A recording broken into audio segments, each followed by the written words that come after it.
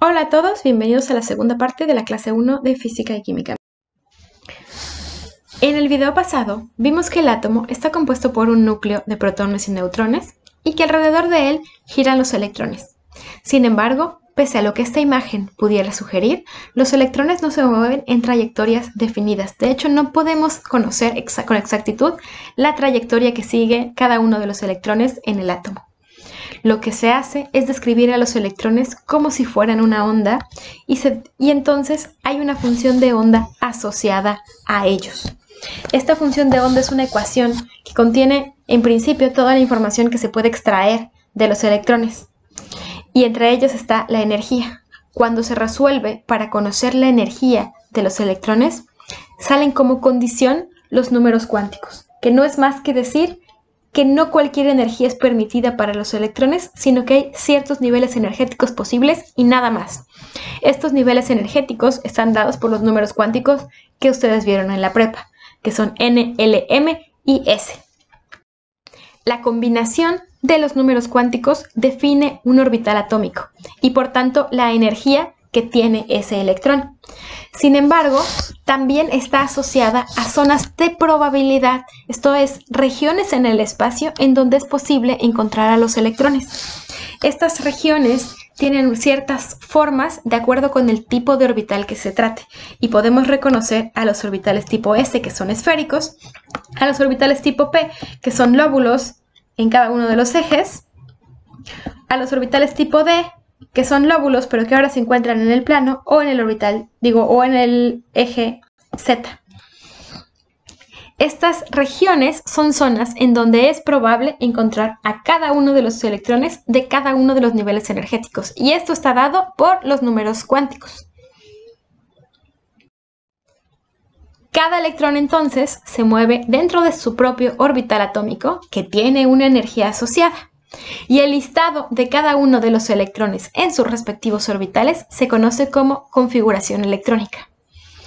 Los orbitales de cada uno de los átomos se llenan de menor a mayor energía, lo que quiere decir que los niveles energéticos más bajos se llenan primero.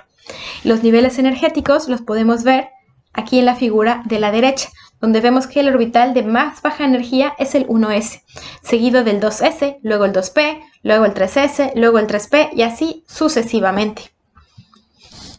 Por ejemplo, conociendo estos niveles y la cantidad de electrones que tiene un átomo, podemos escribir la configuración electrónica. Por ejemplo, ahora sí, el átomo de hidrógeno que tiene un solo electrón, su configuración electrónica sería 1s1 porque ese electrón se encuentra en el orbital 1s.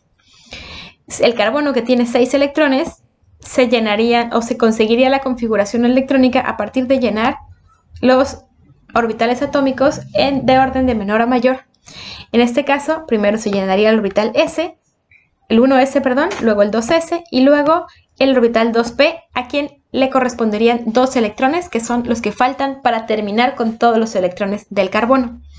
Aprovecho la ocasión para recordar que los orbitales tipo S pueden albergar hasta 2 electrones, uno con espina arriba y otro con espina abajo. Los orbitales tipo P pueden albergar hasta 6 electrones, los tipo D hasta 10 electrones y los tipo F hasta 14 electrones. En la tabla periódica de los elementos químicos no solo están todos los elementos que se conocen y la información que vimos en videos pasados, sino que también podemos obtener la información de la configuración electrónica porque los elementos están agrupados según esta configuración electrónica. Esto es la configuración electrónica de su último electrón. Así se forma el bloque S, el bloque P, el bloque D y el bloque F. Esto es, en cada uno de estos bloques, la configuración electrónica del elemento termina según indica el bloque. En este caso, por ejemplo, la configuración electrónica del sodio terminará en 3s1. Y los de toda esta familia, de hecho, terminarán en S1. Los de toda esta familia terminarán en S2. Y así tenemos que terminan en P1, P2, P3, P4, P5, P6, etc. Hay pequeñas excepciones en lo que se respecta al bloque D, pero estas excepciones exceden los alcances del curso. Y entonces, nosotros a partir de ver la posición en la tabla periódica, podemos conocer la configuración electrónica de los elementos.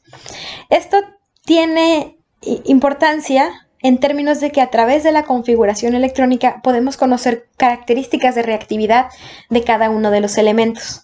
Por ejemplo, sabemos que los gases nobles, que son los que están en esta familia, son increíblemente estables, y al analizar su configuración electrónica nos damos cuenta que sus orbitales p están llenos.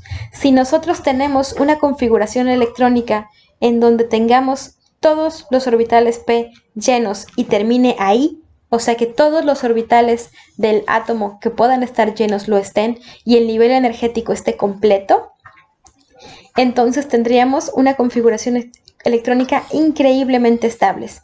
En términos más prácticos, si la configuración electrónica termina en P6, entonces hablamos de que electrónicamente es muy estable el elemento en cuestión. Los gases nobles ya están así, entonces difícilmente van a reaccionar con otra cosa, porque las reacciones en química se dan cuando hay alguna necesidad de mover los electrones de un lugar a otro. En el caso de los gases nobles, ellos están satisfechos con lo que tienen, por tanto van a reaccionar muy poquito. En cambio, vamos a analizar, por ejemplo, el caso del sodio. En el caso del sodio, si su configuración electrónica terminara en 2p6, tendría la de un gas noble y estaría muy estable. En cambio, no termina en eso, sino que le sobra un electrón. Y ese electrón que sobra es un electrón altamente reactivo, porque si se va, el átomo termina con una configuración electrónica de gas noble. Y entonces, todos los elementos que estén en el grupo 1 tienden a deshacerse de su electrón. Tanto es así que ninguno de ellos se encuentra en su estado elemental en el planeta Tierra. En todos estos elementos ya reaccionaron y se encuentran como cationes después de haber perdido este electrón. Por otro lado, los que estén cerca de los gases nobles, pero porque les falte un electrón, lo que van a tratar de hacer es adquirirlo. Y pueden adquirirlo a través de quitárselo a alguien que no lo quiera, como en este caso el sodio. Pueden adquirirlo a través de asociarse con otros átomos compartiendo electrones. Y básicamente esas son las dos formas. O comparten electrones o le quitan su electrón a alguien más. Y eso es básicamente las características de reactividad que van a tener los elementos que estén por aquí. Van a tratar de quitar electrones o de asociarse con otro para obtener los electrones que les faltan para tener configuración de gas noble. Como podemos ver, los electrones que ya llenan la configuración de un gas noble no son electrones muy reactivos. Los que reaccionan son justo los que no cumplen con esta característica, ya sea porque sobran o porque hacen falta electrones para tener la configuración de gas noble. Entonces, a estos electrones que son reactivos y que pueden intercambiarse, por así decirlo, o que participan en reacciones químicas, se les conoce como electrones de valencia. La tabla periódica, repito aquí porque a veces se corta el audio, y como la tabla periódica está organizada en función de la configuración electrónica, entonces los elementos de la misma familia van a tener el mismo número de electrones de valencia. En el caso de la familia 1A es 1, en el caso de la familia 2A es 2, 3, 4, 5, 6, 7 y 8, que serían los gases nobles. Entonces, en la tabla periódica, al analizarla, podemos saber el número de electrones de valencia, podemos conocer la configuración electrónica y darnos una idea de cómo van a reaccionar los elementos en función de qué es lo que les falta para parecerse a un gas noble. A los que les falta poquito, lo que pueden hacer es deshacerse de ese electrón y ya quedan como el gas noble anterior. A los que les sobra poquito, quise decir, a los que les falta poquito, pueden adquirir ese electrón, ya sea compartiendo o quitándoselo a alguien que no lo quiera, como dijimos antes. A esta capacidad o a este intento de los electrones de parecerse, de los elementos, de parecerse a los gases nobles en términos de su configuración electrónica, se le conoce como regla del octeto. Esto es, la mayoría de los elementos intentan tener 8 electrones en su capa más externa. Y los pueden adquirir, como les repito, ya sea por compartición o porque ganaron un electrón de otra especie que quería perderlo. En función de eso, hay diferentes tipos de enlaces. Y además es importante mencionar que cada elemento va a tener una capacidad distinta o una necesidad distinta, por así decirlo, de quedarse con el electrón de un enlace químico. Eso lo vamos a ver en el siguiente video. Como toda regla, la del octeto tiene excepciones. Algunas de ellas son porque no completan los 8 electrones, como suele ocurrir con elementos de la familia 3A como el boro y el aluminio, o bien porque tienen exceso de enlaces que hace que tengan más de 8 electrones alrededor de ellos. Esto suele ocurrir en elementos que tienen más de 4 electrones de valencia, o sea 5 o más, y que además se encuentran en el periodo 3 o superior, o sea, a partir del tercer renglón de la tabla periódica.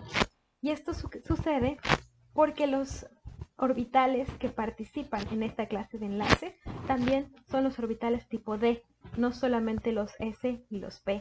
Sin embargo, como les dije antes, la química de los orbitales tipo D, o lo que ocurre en la química por la participación de orbitales tipo D, exceden los alcances de este curso.